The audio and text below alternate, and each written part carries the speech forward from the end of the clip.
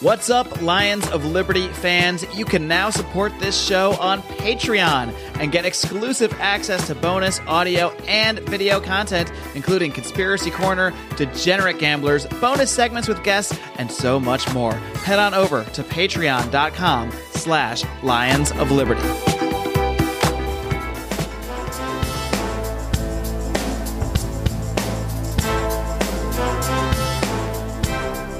Welcome to Felony Friday, a presentation of the Lions of Liberty podcast. Here is your host, John Odermatt. Felons, friends, and freedom lovers, welcome back to another edition of Felony Friday, a weekly show right here on the Lions of Liberty podcast. Of course, the Lions of Liberty podcast is your only libertarian variety podcast out there. We have 3 different shows every single week. Actually, coming up, just starting now, we have 4 shows every single week. Every Monday, we kick off the week with our Monday show, our longest running program hosted by Mark Clare. It's our flagship program where Mark interviews leaders in the liberty movement. He hosts roundtable discussions.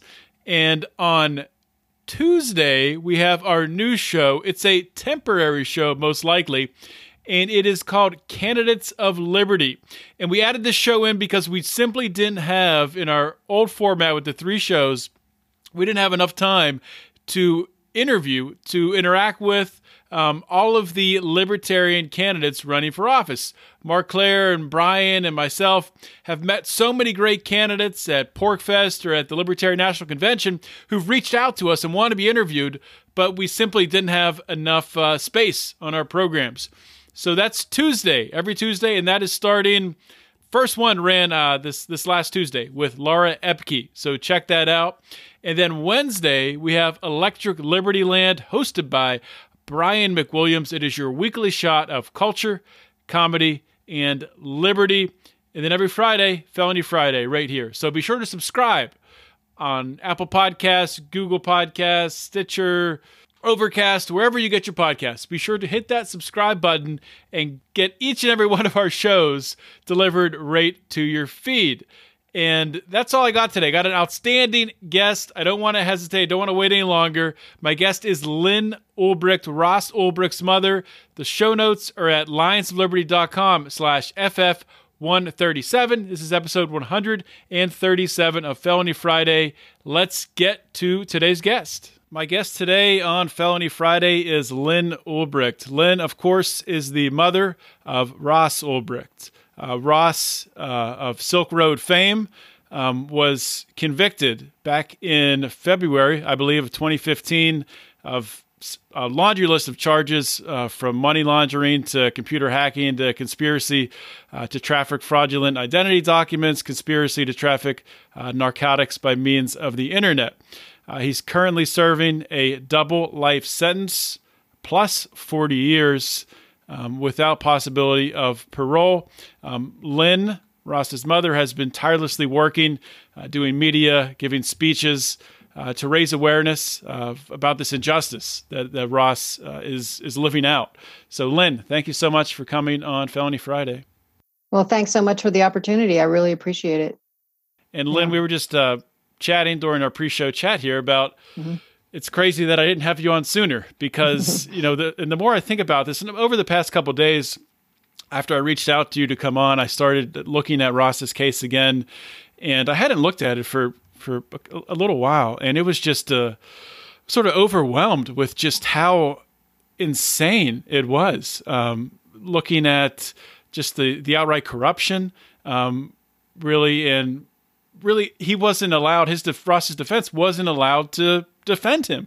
I mean, they were handcuffed, and we can get into talking about that. But when I was thinking through that, I had a thought come to mind. As you're sitting there going through this trial, when your son is on trial, at what point did you first think, my God, he could be sentenced to life in prison? I never thought he would get a life sentence. He's a first-time offender, no violence at all. And I never thought there would be a life sentence involved. To me, when I was growing up, To get a life sentence, you had to be a mass murdering maniac who was a real danger to people, and you serve life.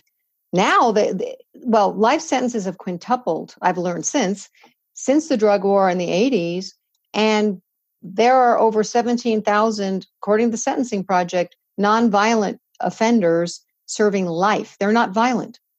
And I can go into why I think all this is happening, or what it looks like to me, but I never thought, it never dawned on me that he would be given a life sentence during trial.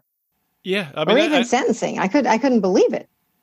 I kind of expected that response from you. I mean, based on everything leading up to the trial, it looked like they had a very good defense. They had a good strategy to win, and a lot of people were surprised that they took it to trial. A lot of these circumstances with cases like this, where the government is throwing all these charges at the wall, just trying to get anything to stick, they're doing it to try to get a plea deal. And Ross wasn't really offered a plea deal. He was offered a threat, basically. And the threat was by Sarah Turner, the prosecutor. He said, we're going to charge you with narcotics trafficking. That's a 10-year mandatory minimum, but we're going to recommend life to the judge. And if you don't cooperate with us, then we're going to add on the kingpin charge, and we're still going to recommend life. So basically, there was no ceiling to the plea. And that judge would have given him life, and we'd have no option to even fight it. So, I wasn't in on the negotiations, but that was the decision made by the defense was, well, this is a bad deal. And, the kingpin charge is reserved for violent, despots who run huge drug empires. They're saying that a website host where people chose to buy and sell things that were illegal is like a kingpin. It's like saying Jeff Bezos controls what I buy on Amazon. It's like saying I'm in a conspiracy with him. And that's what they do with the conspiracy charges, though. I'm sure you know all about that. They widen the criminal umbrella with conspiracy charges so that we can all easily be in a conspiracy. And, all his charges were conspiracy, not that he dealt drugs, not that he did these things. It was that he was in a conspiracy by having a website where other people did them. Yeah, I think most Americans don't understand that how conspiracy charges work. And there's a lot of people I've had on this show in the past that simply for answering a phone call or giving someone a ride in a car, just something as simple as that can be looked upon by the government as conspiracy, that you're helping this person commit a crime. And obviously how we would look at crimes as libertarians is different than a lot of society. Voluntary transactions, as Silk Road was, these are all voluntary transactions. And it's been, a lot of people have praised Silk Road for taking the violence, the violent aspect out of the drug trade, and really making it, in a lot of cases, the drugs safer because you're able to rate the buyer and seller. Now, I don't want to go too much into, the way Silk Road operated. I want to talk more about Ross's case, but I don't know how much, some of my listeners might not be as familiar with this case. So I wanted to give a little bit of background. So if there's anything that you think I should add about Silk Road and how it operated, feel free to chime in. Well, I would just like to add, because it's a very widespread misconception, Silk Road, from what I understand, was not started as a drug website per se. It was started as an open market, a free market, to give people the experience of what that was actually like. And it was up to users of the site to decide what to buy and sell, and they had to use the cryptocurrency Bitcoin. And, it was to protect anonymity and privacy. So, yes, many, many people used it to buy and sell drugs, mostly, by the way, by far most commonly, small amounts of marijuana. But there are many legal items on there too, and non-drug items. There are books and art and gold and, just on and on, many items. I've suits and dresses and belts. And, I've talked to people who were posted on, items on there. And so it was a kind of like an eBay-like site, but it was private and anonymous. And Right.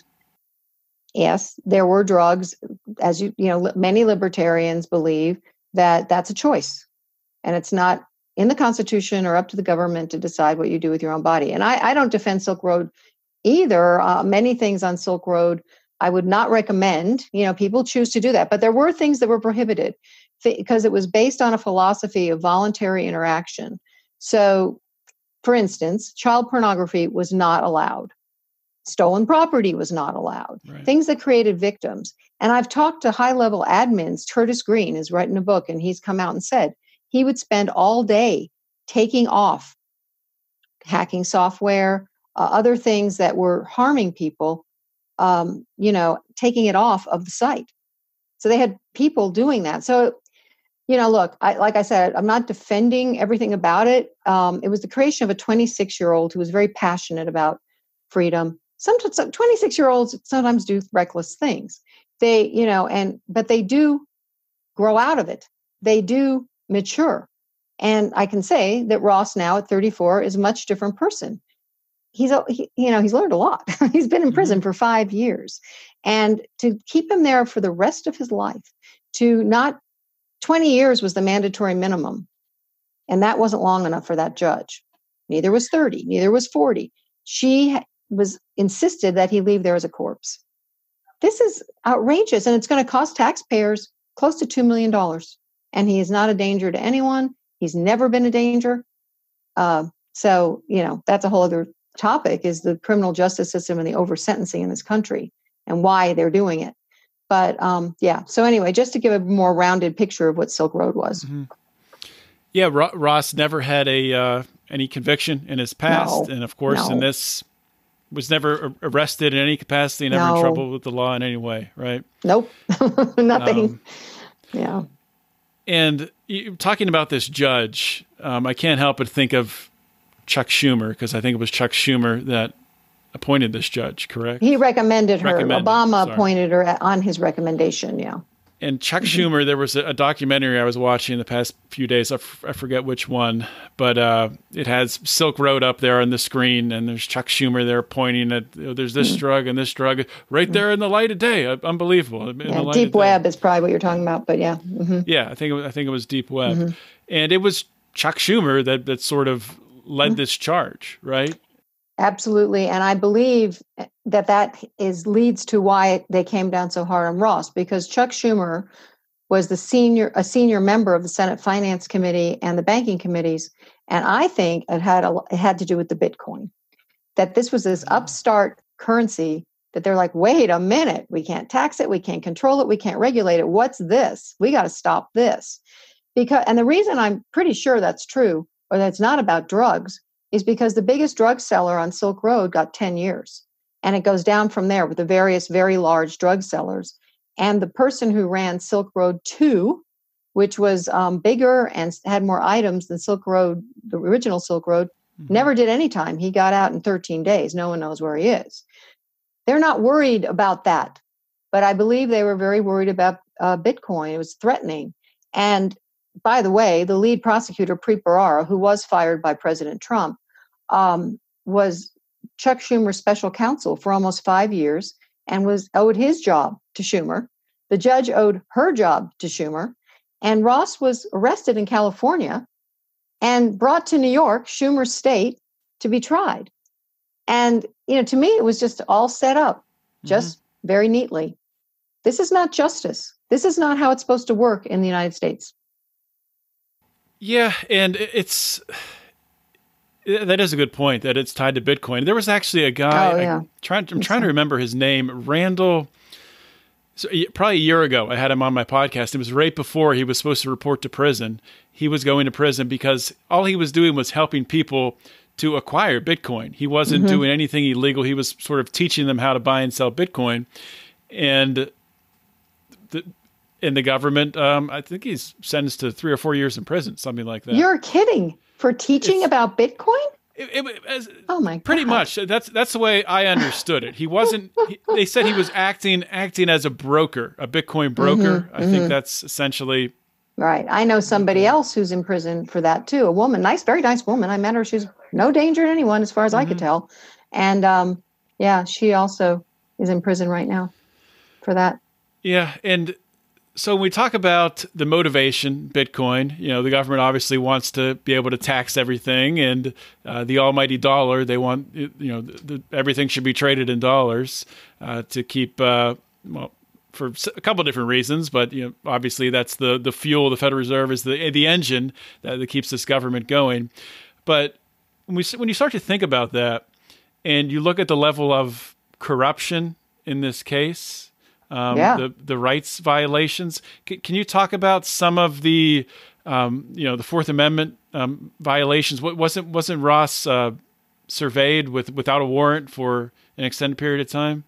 Absolutely. That was one of the questions in the Supreme Court petition, was that the government used warrantless surveillance to see what was on Ross's internet browsing history and habits, and it with a pen trap. And we can go into the technical part of that, but basically, the Supreme Court denied the petition, and by denying that petition, they're also saying we are all open season for the government to delve into and scarf up any of our internet information without a warrant, in secret, with no oversight. And we're talking about our medical records, our political affiliations, our religious orientation and affiliation, our sexual interests and orientation, our apps. And not only does that, it's a privacy issue, but it's also an issue of that they can use this to blackmail officials, Congress people, whoever they want, in secret. Because, of course, people would say, well, if I'm not doing anything wrong, I have nothing to worry about. Well, you can always be blackmailed. I mean, you can. And also, there's this book, 3 Felonies a Day. Yeah, that, I've had on Harvey Silverglade. He's great. I mean, if they want to, we're all committing a felony or Absolutely. 3 a day. But the point is, I don't really want the government delving around in secret into my private browsing habits, and I have nothing to hide. I really don't.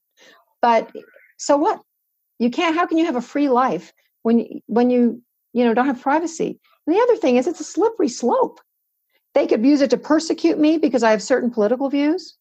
They can, there's all kinds of ways that this can be used.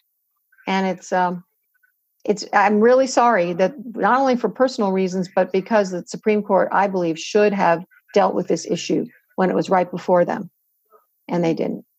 Yeah. And the people who say they have nothing to hide, anybody out there listening who says that, I encourage you, please share your browsing history with everyone. Just make it public, put it on a webpage.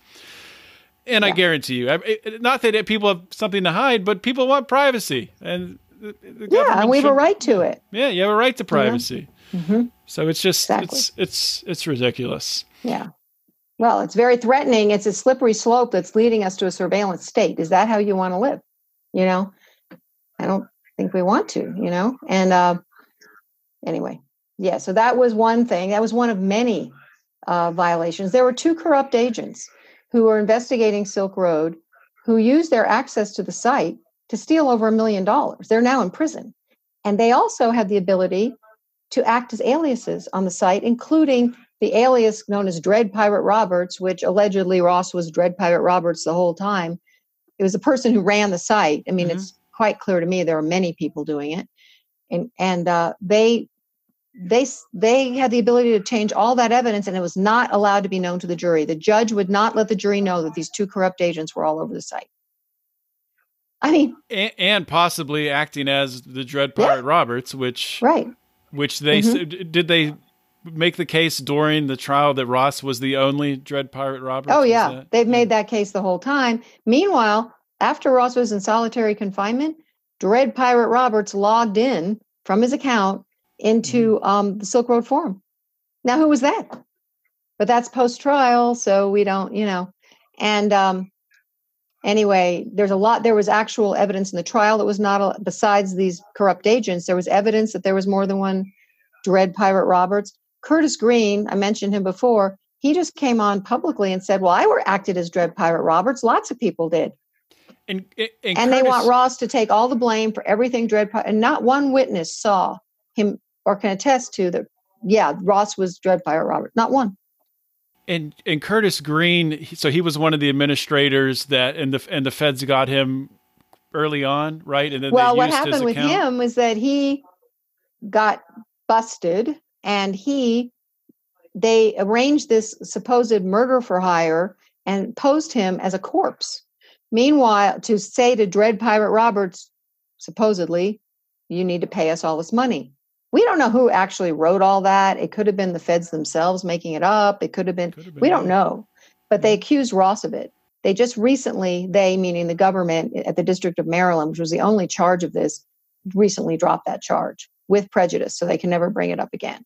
So that's finally gone. But Ross has been living under this cloud of false allegations now for almost 5 years. And Curtis Green himself has come out and said, I don't think Ross had anything to do with it. So even the victim, supposed victim, is speaking up for Ross. That doesn't happen too often. No, that doesn't happen too often. Yeah. So you talk about the evidence being blocked, and really a big part of the Ross's defense was going to be talking about there being multiple Dread Pirate Roberts. So how did the prosecution and the judge, or what happened there that they were able to just block that evidence? Well, actually, the government's witness, Jared Duryagan, on the third day of trial, was in cross-examination, started talking about an alternate perpetrator that he thought was Dread Pirate Roberts, not Ross. And he was going on into that. The government, the prosecutor objected. And the judge was like, no, wait a minute, that's perfectly valid. You're allowed to pursue the theory of an alternate perpetrator. And what are you talking about? And that sort of thing. When court was reconvened, she completely had changed her whole tune and said, nope, anything about him is off limits. We cannot discuss this. You cannot ask questions about it. It's suppressed. And the jury was instructed to forget they ever heard it. And I'm like, what the heck is going on here? And that was it. That was the end of that. So it was not able to be pursued. But that government witness had signed and sworn affidavits under oath that he thought somebody else was running Silk Road. Yeah, it's really amazing. I think it's in that same documentary. I think it was you that said, or your husband, that it's the trial that never happened. Yeah, and actually, we were quoting a journalist who said, I think he was saying it never happened. It's like we never got to have a defense. We never got to. There's so many ways that the defense was blocked. We couldn't bring. She wouldn't allow our expert witnesses. There were so many things, and I was just shocked. I went into there as a normal American. We're going to get a fair trial. This is good. I left there a different woman. I was just like, this happened, and we never got to defend Ross. Ross never got to defend himself. It was really shocking, and that's why 90% and 98% of people in this country do a plea deal. They're bullied and threatened by prosecutors. And they're also told if you go to trial, it's called a trial tax. You pay a trial tax, which basically is you're going to lose and you're going to get a worse sentence. So you might as well just plead to something, even if you didn't do it, because you're going to lose anyway. That is basically how our system works now. Yeah, there is a huge epidemic of false confessions, and we've talked about it before on this show. Yes. And people who aren't aware of this, completely broken system in this over prosecution say, how could anybody falsely confess to a crime they didn't commit? Well, because the system is rigged. And when the system is rigged and you can do, 5 years instead of 25 years. That's right. You're going to do 5 years, even if you're completely innocent or know you are. Mm-hmm. Because at the end of the day, people are acting in their own self-interest, and they see the writing on the wall. You're looking at your whole life being spent in a cage. It does tend to motivate you to, do whatever you can do not to do that. And, yes, absolutely. Absolutely. What was the part of this case, potential NSA involvement? Maybe there's I guess a bit of a conspiracy there, or I don't know how much. Well, I don't even know if it's a conspiracy. Well, a conspiracy theory is different than an actual conspiracy. Well, a conspiracy is only people asking questions, right? Yeah. So there's. Yeah, I mean, it's become very politicized. Oh, it's a conspiracy. Well, maybe it is a conspiracy, but anyway, the NSA, it came out last March on the Intercept published it. Edward Snowden had papers proving that the NSA was pursuing Bitcoin users a few months before Ross was arrested, which is very obviously they were pursuing Silk Road and people on Silk Road, but they didn't specifically say that. But they weren't going after terrorists in this instance, or what they're supposed to do. They're after Bitcoin users. Then there's a lot of evidence, in my opinion, or at least indication of what's called parallel construction, which is really investigation laundering, which is, the NSA illegally finds out stuff by spying and turns it over to the DEA, for example, or another agency. And then they make up a story, a parallel story of, oh, this is how we amazingly found this evidence. And there's a few instances of that. I think Edward Snowden himself said it's unthinkable that the NSA was not involved in Ross's case. He said that publicly. I mean, he ought to know, right? So I think there's a very good possibility that the NSA was involved illegally. Mm-hmm.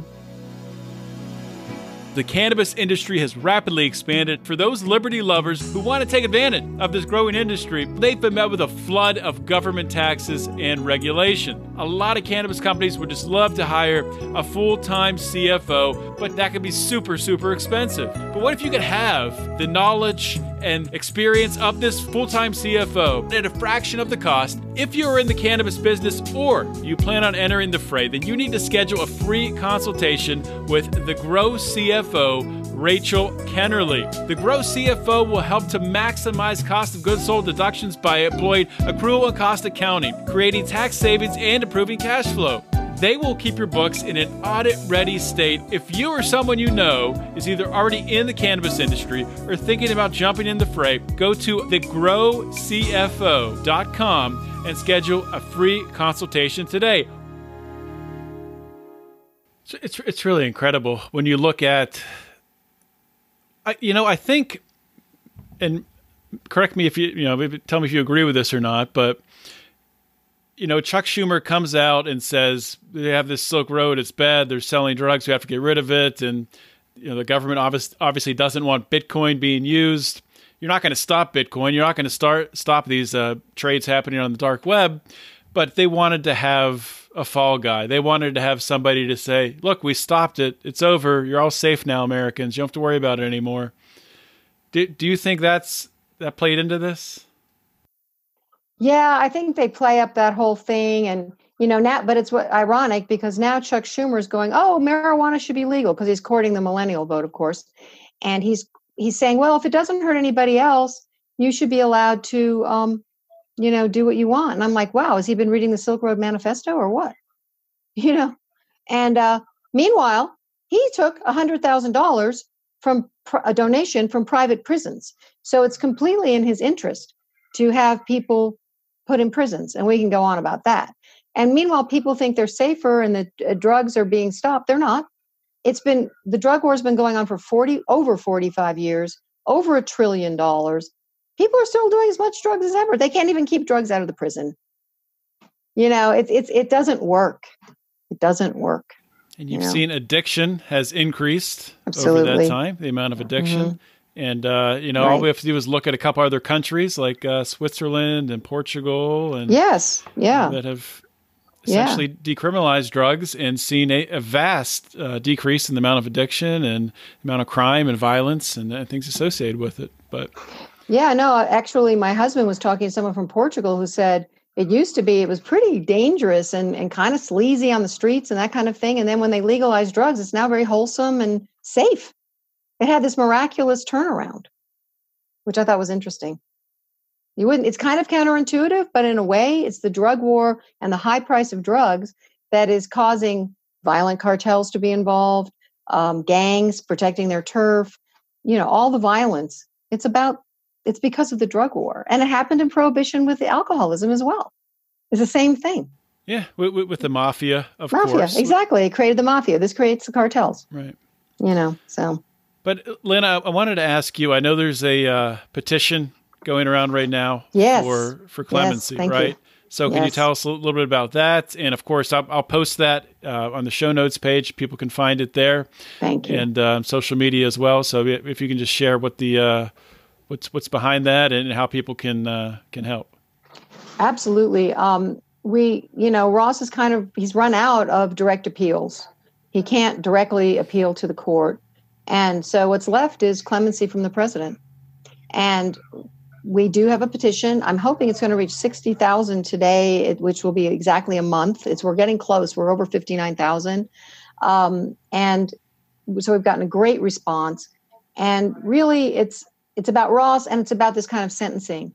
And it would be a great thing for the president to make a statement about excessive sentencing in this country by,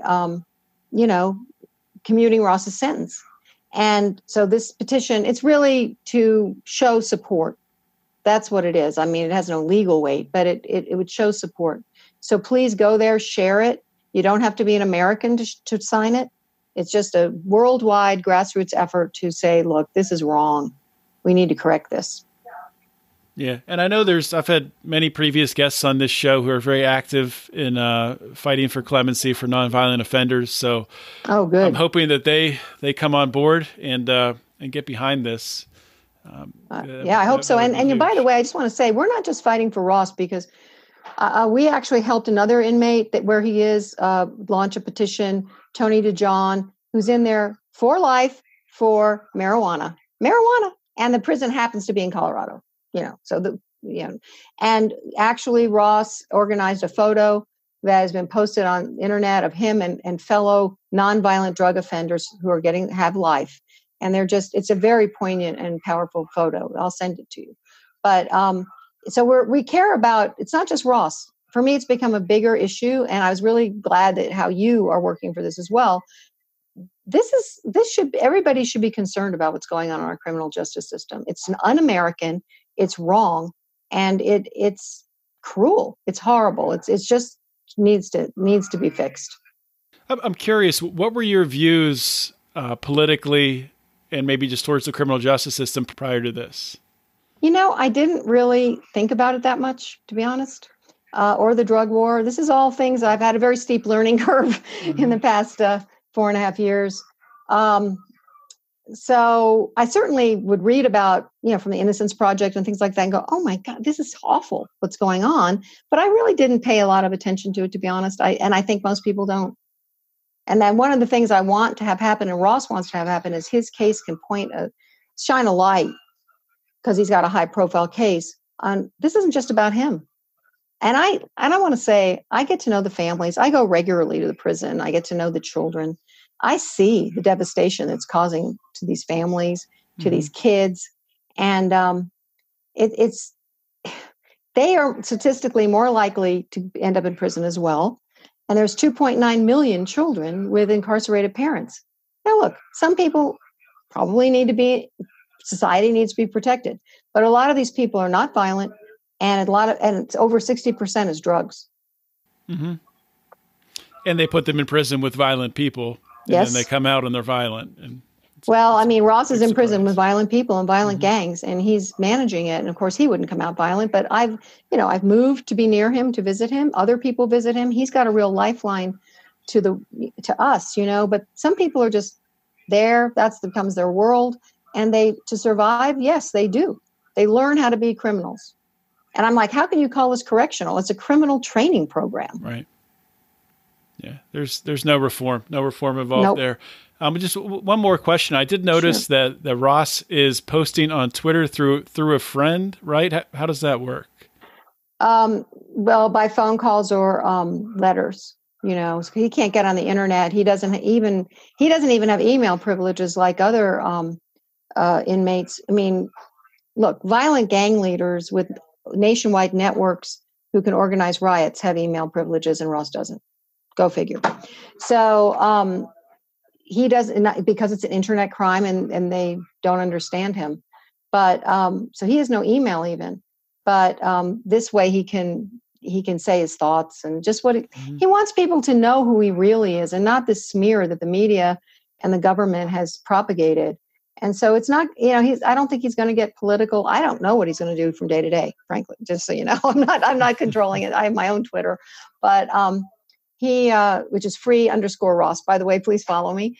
But he really just wants it to be who he is. And he's such a great guy. I mean, he's such a sweet, compassionate person. He's about to teach a math class. He helps other inmates with things like if they have to write a letter, and he helps them do that, or whatever, if they need help or whatever.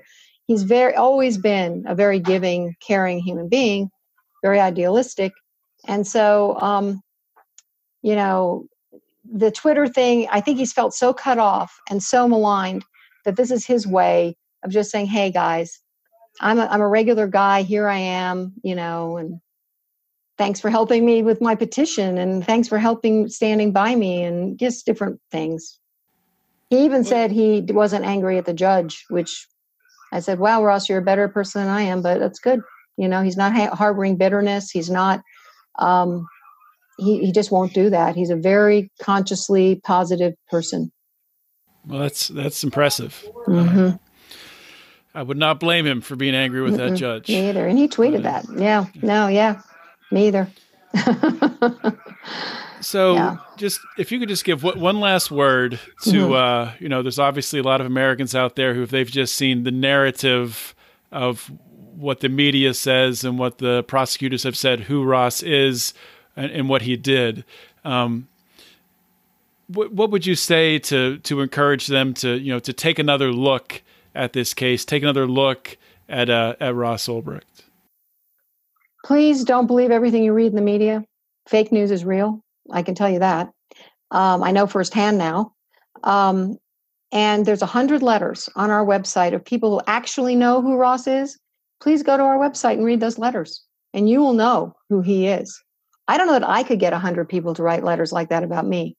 He's been consistently a caring individual, peaceful, and he's been very maligned. And look, I'm not saying mistakes weren't made. I'm not saying that, he definitely regrets creating Silk Road, but he was 26. And I'm not saying you shouldn't, it's like giving someone double life plus 40 years and spending taxpayer money of $2 million. It's not correctional. It's not necessary. It's punitive. It's torture, really. And he's not a danger. In fact, he has a lot to contribute. And and I'm not for drugs at all. Ross isn't particularly either. I mean, it's not like that was what it was about for him. He's very much oriented towards freedom. And I would say, please keep an open mind and really consider, is this fair? Is this right to keep him in literally a cage for decades and decades and decades? Well, Lyn, I want to thank you so much for coming on the show and sharing with the Felony Friday audience, and wish you the best of luck with the petition and your activism going forward. Well, thank you, Al. I'm happy to come back anytime. I really appreciate your work and what you're doing. We've got a big big fight going forward, but I think we can make some changes. All right. Thank you, Lyn. Thank you. Hope you guys enjoyed today's episode with Lyn Ulbricht. Just a tremendous lady, a really nice lady. Really enjoyed talking with Lyn. And, I don't think this will be the last time she'll be on the show, and she expressed some interest in coming back on to talk more in depth about Fourth Amendment issues and really just the broken criminal justice system as a whole. I got to give Lyn tremendous credit for doing what she's doing after watching how the criminal justice system has just completely just destroyed her son's life. And, I have hope. I have hope that Ross will get clemency someday. I know that Lyn does too, and many people around Ross do, and in the libertarian community do as well. In fact, at the Libertarian National Convention, I was there in New Orleans this past July. There was a motion passed that the Libertarian Party, and I think everyone voted for this, completely supported granting Ross Ulbricht clemency, which, I think that's the only stance to have, really. And if that's not a reason to elect libertarians, to get Libertarian Party members in office, then I don't know what else is. I mean, so if that's what we have to do to get Ross Ulbricht out of prison, to elect libertarians, then let's go that route. In the meantime, I will, of course, post on the show notes page at lionsofliberty.com/FF137. I will post the link to the petition there. Please sign it. Please share it. Please tell your friends about it, your neighbors about it. And, a lot of people, when you talk to them, when you mention the name Ross Ulbricht, when you bring up Silk Road, they're going to have that media narrative that is that's in their ear. And they're going to be saying things like he had child pornography on Silk Road, and he did murder for hire. He had charges against him. Some will even say he was convicted of that, which is not true at all. And the charges were just thrown out. So that's all complete garbage. And when you look into this case, when you look into the details of this case, Ross got nothing close to a fair trial, not even an attempt at a fair trial. It's a travesty that this man was convicted. And the judge sentencing him to 2 life sentences plus 40 years, just completely disgusting. I think it sort of just was a confluence of events that had this occur, that they needed a fall guy to show that they were going to be tough on crime. Chuck Schumer was going to be tough on crime and tough on Silk Road. And Ross was their fall guy. I think there was also the Bitcoin element that was in there, and Ross is made an example of because of that. There might have been some other reasons involved I won't get into now, but it's just a complete travesty. And I wrote an article, at least one article about Ross back when he was sentenced, right afterwards. And I said at the time that Ross should have known what he was getting into. And anytime you follow or you act as an agorist, when you're creating markets, when you're trading on the black market, you have to know that you will deal with the consequences if you get caught by the authorities. Now, that is not to say that the authorities catching you is saying that you did something wrong. I'm not saying that. I'm just the structuring a market like that, and Ross wasn't trading on it, I don't think at least, but did, I think, have a hand in creating that marketplace.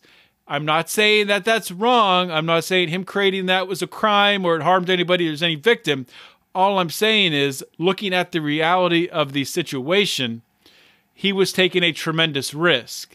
And I think, based on talking with Lynn today, I think that Ross would recognize that risk today and probably not do it. Now, that's not to say that there shouldn't be free exchanges like that. Of course there should be, and it should all be legal. It should all be legal. My point is, as an activist, as a libertarian, as someone wanting to make changes in society, before you do something, you have to think through the consequences. Are you willing to spend life in prison for this decision, for this statement, for this act of agorism? Are you willing to do that? Maybe you are. Maybe you are willing to do that. I'm just saying, I have tremendous respect for Ross Ulbricht, tremendous respect for what he's done, and he's paying the price for it right now. My hope is, and the reason I'm going on this rant right now is, I don't want, young kids, young libertarians looking to emulate in that way, just to emulate, to get fame and then spend their life in prison. I'm not saying that's why Ross did it, but I don't want people to emulate that just to do it, and then they lose the ability to have any influence over society, and their value, their brains, everything they could contribute to society is locked in a cell. So hopefully that makes sense. I think it did. It did to me, at least. So that was a long rant. I thank you for listening. I thank you for listening to today's episode. I would just say one more thing in closing, guys. I'm not even going to talk about the Lions of Liberty Pride today or joining it or all the great content you get if you sign up for just $5 a month. I'm not even going to talk about that. I'm not even going to talk about how you can go to patreon.com/Lions of Liberty to learn more. I'm not going to talk about that stuff. Other people can talk about how great the Lions of Liberty Pride is. The last thing I want to say today, in closing, hopefully the people that are still listening are the diehard criminal justice activists out there listening. If you're on the left, if you're on the right, if you're a libertarian, the way to beat this system, well, of course, electing libertarians or electing people in the Republican or Democrat Party who are for criminal justice reform and supporting them when they do the right thing. But also, it's activists like ourselves coming together and getting behind petition drives, clemency drives like this for Ross Ulbricht. So I'm going to ask my friends on the right and the left to please sign this petition, share it with your networks, stand behind Ross Ulbricht. Ross Ulbricht did not get a fair trial. That's all I got for today, guys. This is John Odermatt signing off. Always remember to keep your head up and the fires of liberty burning.